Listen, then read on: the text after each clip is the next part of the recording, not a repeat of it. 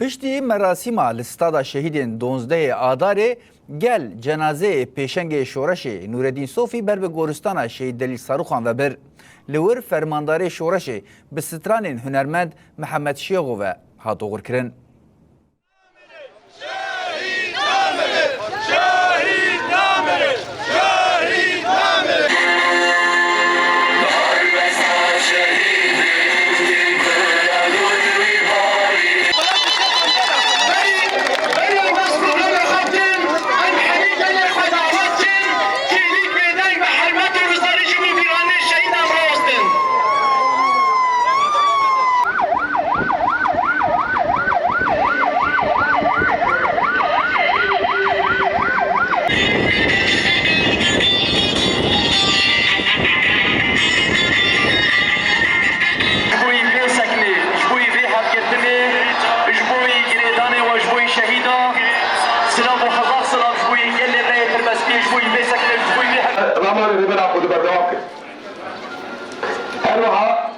شهيد المازن موضوع حملة قهرمانية بري هوال عقيد ردستي كر